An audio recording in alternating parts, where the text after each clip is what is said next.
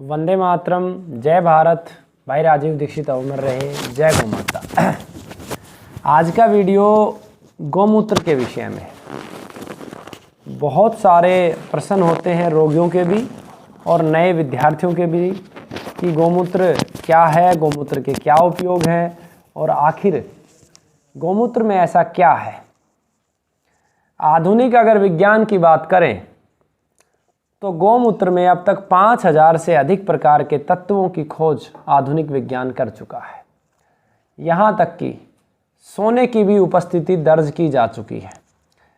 गौमूत्र मेरी दृष्टि में, गौमूत्र के अंदर जो गुण है, किसी भी वैद्य के लिए संभव नहीं है कि गौमूत्र की महिमा को वो पूर्ण रूप से वर्णन कर दे, लेकिन एक छोटा सा अल्प ज्ञानी व्यक्ति आज आपके बीच में प्रयास करेगा गौमूत्र के सभी लाभ आप तक पहुंचाए।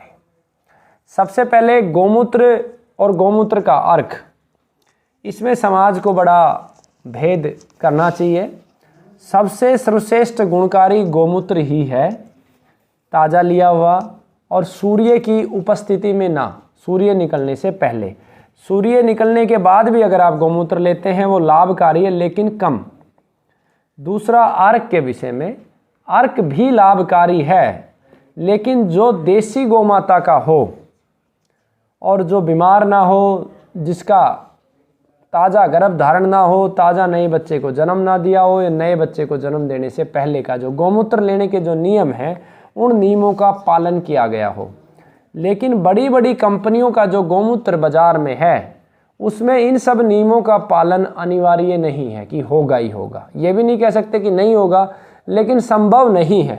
ऐसा मैं इसलिए कहता हूं कि जब हम बल्क लेवल में किसी भी को खरीदते हैं तो मनुष्य लालची है और वो ये गलतियां कर देता है। तो कहीं भी जहां 100% ये संभावना है कि नियमों का पालन करके गौमूत्र का अर्क बनाया गया है, तो निश्चित रूप से आप ले सकते हैं। अर्क भी लाभकारी है, तो यह आपको मूल्यांकन करना है।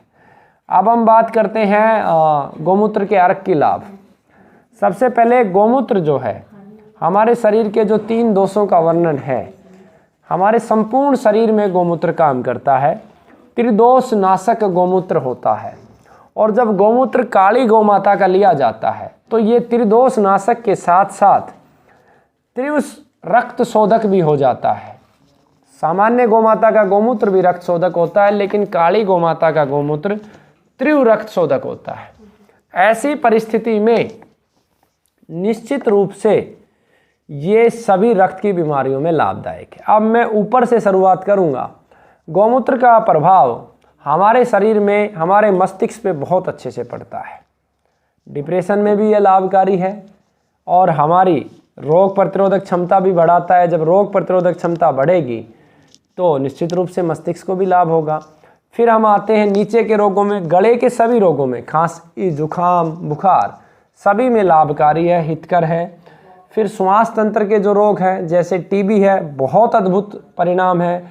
श्वास, दमा, अस्थमा, सभी में ज़बरदस्त काम करता है।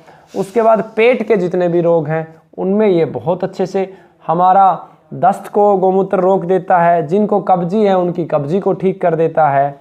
इतना ही नहीं, जिन रोगियों को कैंसर है, कैंसर में अद्भुत परिणाम है गौमूत्र के। आखिर क्यों है ऐसा? मैं इसलिए कह रहा हूँ कि बहुत सारे वैद्यों के साथ जब मैंने चर्चा करी तो पाया कि गौमूत्र में एक विशेष गुण होता है जो शरीर के अंतिम छोर तक पहुँच जाता है, और हमारे शरीर में जितने भी ब्लॉकेज होते हैं उन सभी ब्लॉकेजों को गौमूत्र खोलता है।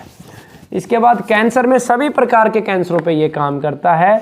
हार्ट दुनिया की सबसे बड़ी बीमारी है, हार्ट ब्लॉकेज में भी ये लाभकारी है। इतना ही नहीं, आज मोटापा की वजह से बहुत लोग परेशान हैं, मोटापा को भी ये लाभदायक है, मोटापा को भी कम करता है।